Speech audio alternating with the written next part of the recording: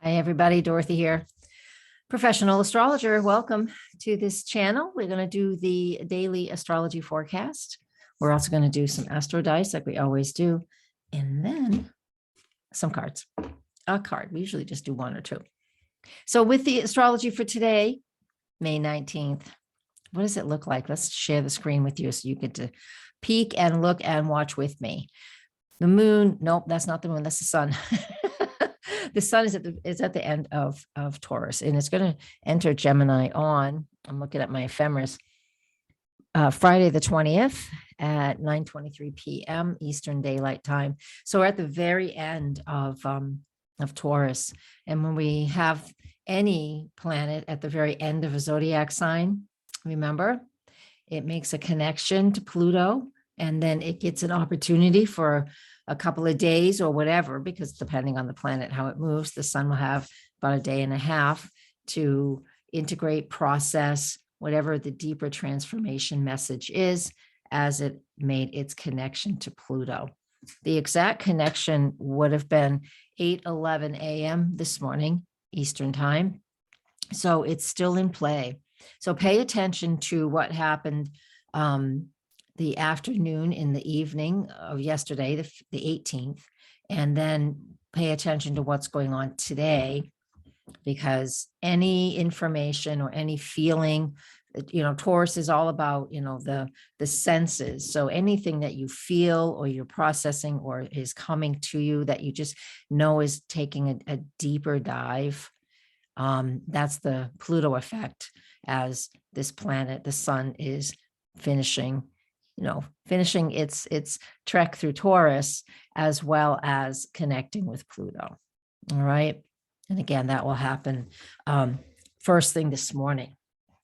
We also still have in the earth energy, that moon is still out of bounds in a sign of Capricorn. It's at 17 degrees at midday. So if you have anything around 17 Capricorn, then this is where the moon will be transiting at this point in time. It's going to conjunct my Saturn 1659. So that's where the moon will be at that point in time. So it connects with it. So there is a focus on Capricorn things, whether it's some responsibility for family, for your own home, or, for the boss, for the career, things like that will show up. So that's a piece of what's going on today. Another really interesting thing, and I go deeper into this when we do Patreon, is I like doing midpoint sometimes, and people are not quite sure what that is. It's like, so what's halfway? We'll just pick two things, and these are important. What's halfway between those two planets, right? So Mercury, retrograde in Gemini, backing up, that's retrograde. You don't need me to tell you that. The information, am I reevaluating? What am I looking at? What's the information? How am I redoing this or that or the other thing? I went in and did some stuff on my website and in YouTube to make sure I had my settings the way I wanted them, because sometimes I forget when the last time I did it. So I go and check things out. That would be a really effective way for this person to use Mercury retrograde in Gemini. Making that trine aspect to Pluto, that's a lot of things that we can be doing. We can be getting information from behind the scenes, doing things behind the scenes, or, like I just explained, or, something is very, very deep and meaningful to you, in the process of Capricorn. I've seen all over the web. I don't watch TV. I really don't. But years ago, I saw This Is Us, and apparently they had something big go on, and they were talking about death in the show just last night, or the night before last. That's Pluto and the story, and going back in my life, examining, re-examining what life was, going back into my life, and then the process of leaving the body that is due to Pluto. So, so a lot of people really felt that. A lot of people felt, that character that was passing away. Spoiler alert, I guess. I'm sorry. I don't even watch it and I know what happened. So if you haven't heard by now, I'm sorry if I've ruined it for you. I didn't intend to. I'm rolling my dice. I'm feeling like, oh, I probably should have said something. But it's like when we take those deeper dives in our world. And so that's what happens when planets connect with Pluto. What is that deeper dive? And Jupiter is halfway between both of those planets. Jupiter is within a degree and a half, halfway between actually the Sun and Pluto, as well as Mercury and Pluto. And so that's going to amplify the energies of what I've just said. The energies of the Sun at the very end of Taurus, you know, really looking at what it is we love, what we value, what's important to us as it shifts into Gemini. And then that Mercury retrograde in Gemini, you know, looking at the information that we have, looking at the information we're reevaluating. And for some of us, we take it really deep because we're thinking and processing, you know, death or some form of transformation. You know, it doesn't have to be death. I mean, the caterpillar goes through a very Plutonian process when it goes into the chrysalis and comes out a butterfly or a moth.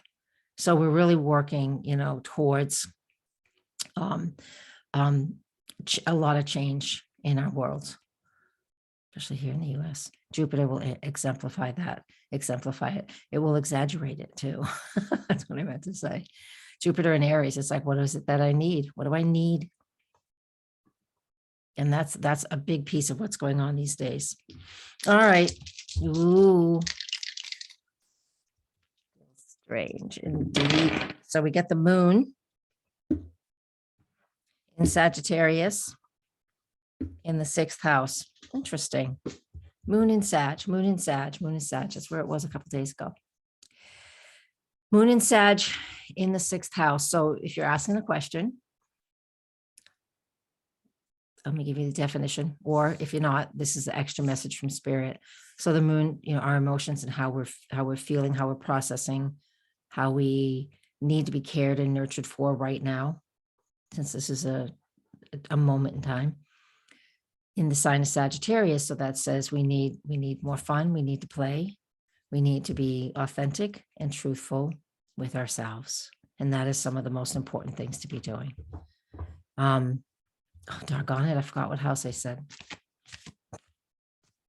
You know what? Doesn't matter right now. I think that moon in Sag was really important. I can't believe it. I forgot what house it was. If it was the 6th house, I still don't feel good. Allergies, they overload my whole system and it makes me exhausted. I know I take good care of myself. Lots of water, do the Ayurvedic things. My body processes is just different than yours. So I don't need any recipes. Thank you very much. I'm just going to move on to the cards. 6th house is health and wellness. Or the things that we do every day. All right. All right. Thank you guys. Let's pick a card. Please subscribe to the channel. And if this is of use for you, I hope it is. Please share with your in your groups. And that would be really helpful for me. Thumbs up, comment below. That would be great too. And the card we got is talking stick. We haven't gotten that in a little while. And so appropriate. They're in Mercury in Gemini, retrograde, trine Pluto, conjunct the sun. Mercury is busy. What else is Mercury doing? It's also sextile Mars and Jupiter. So it's busy. And this is the talking stick. This is Gemini, if ever there is any. And what happens with this is, and all the energy that Mercury is producing right now in the sky is like we're talking and nobody's listening. All right. That's one side of the coin where the talking stick is about, we need whoever is holding that stick, that sacred piece, or whoever has the stage at that point, listen. It's their turn to talk. It's your turn to listen. And the talking stick tradition has it that when you're holding the stick, it's your turn. And whether you agree or disagree with another person who's speaking, you have to honor what they're saying by listening. You don't have to agree, but by listening. And then you can have adult dialogue. Adult dialogue. It's called a debate instead of an argument. That's it. I'm going to go now, guys. Have a good day. Blessings, everybody, and namaste.